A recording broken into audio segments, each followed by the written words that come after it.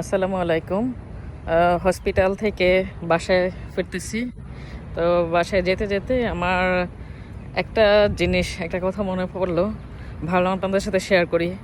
আমার যখন মোটামুটি খারাপ সময় যায়, তখন আমি ভাবি যে এটা কি কর্মফল নাকি আল্লাহর পরীক্ষা। তো একটু রিসার্চ করলাম ইন্টারনেটে। তারপর যেটা দেখতে পেলাম যে আহ, ইসলামে মূলত আল্লাহর পরীক্ষাটাকে বেশি গুরুত্ব দেওয়া হয়, আর হিন্দুইজম বুদ্ধিজমের মধ্যে হচ্ছে কর্মফল বা কার্মা, এটার প্রতি বেশি জোর দেওয়া হয়। এখন চিন্তা করেন যে আপনার লাইফে একটা খারাপ সময় যাচ্ছে, ওইটাকে আপনি যদি কর্মফল হিসেবে চিন্তা করেন, যেটা আমার ক্ষেত্রে যেটা হবে যে আমার খুব কষ্ট লাগবে, মনে হবে আরে আমি মনে হয় খুব খারাপ একটা কাজ করছিলাম, সেইটার সাজা এখন পাচ্ছি। কিন্তু ধরেন আপনি যদি ভাবেন যে খারাপ সময় আসলে আল্লাহর পরীক্ষা দুই সময়ই হতে পারে, খারাপ সময়ও আসতে পারে, ভালোর সময়টাও ওটা আল্লাহর পরীক্ষা হতে পারে।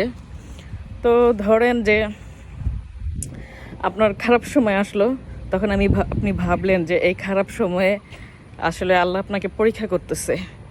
এটা আসলে স্পিরিচুয়াল ডিভাইন একটা ডিসিশন, এবং আপনাকে তখন ধৈর্য ধারণ করতে হবে এবং আল্লাহর পরীক্ষায় পাশ করতে হবে।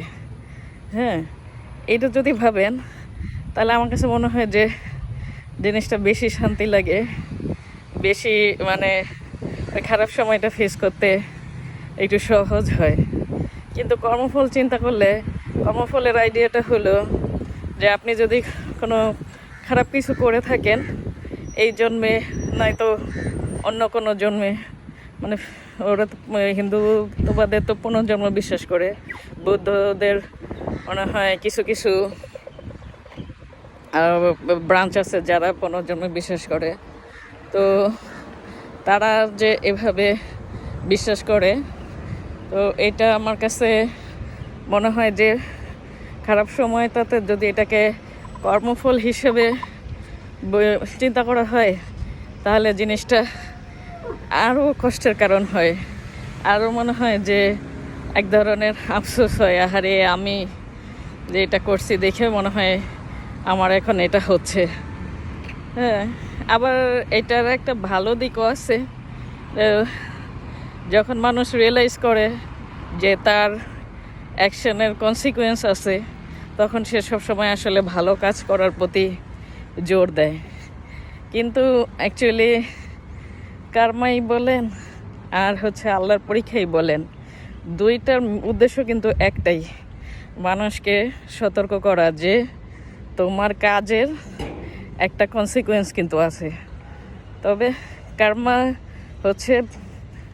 পিছনের কাজের দিকে গুরুত্ব দেয়, মানে তোমার পিছনের কাজটা কেমন ছিল সেটার উপরে এখন। আর যদি আল্লাহর পরীক্ষা ধরি, তাহলে আপনার প্রেজেন্ট অ্যাকশন কীভাবে ফিউচার অ্যাকশনকে প্রভাবিত করতে পারে সেটার দিকে গুরুত্ব দেয়।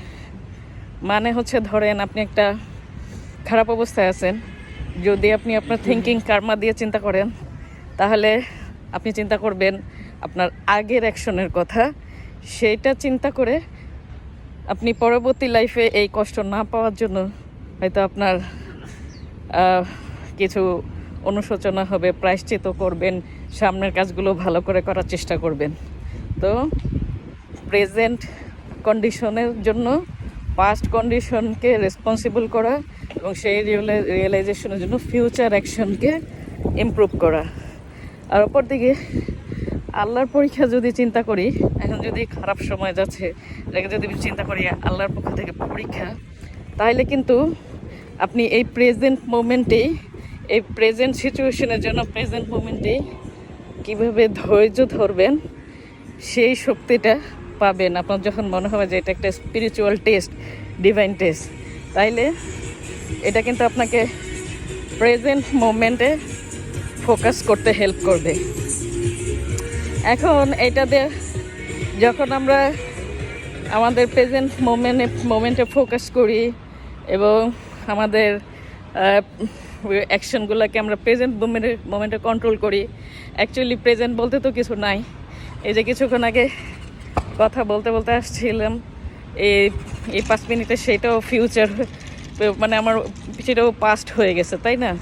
তো যাই হোক, ইনস্ট্যান্ট এই যে প্রেজেন্ট মোমেন্টে, মানে ইনস্ট্যান্ট এখন যেই দুর্ভোগটা আমার হচ্ছে, আমি যদি সেই দুর্ভোগটা কাটানোর জন্য অথবা সেই দুর্ভোগটা ফেস করার জন্য আমার প্রেজেন্ট অ্যাকশনকে প্রভাব ফেলে হচ্ছে, যদি আমি এটাকে আল্লাহর পরীক্ষা মনে করি।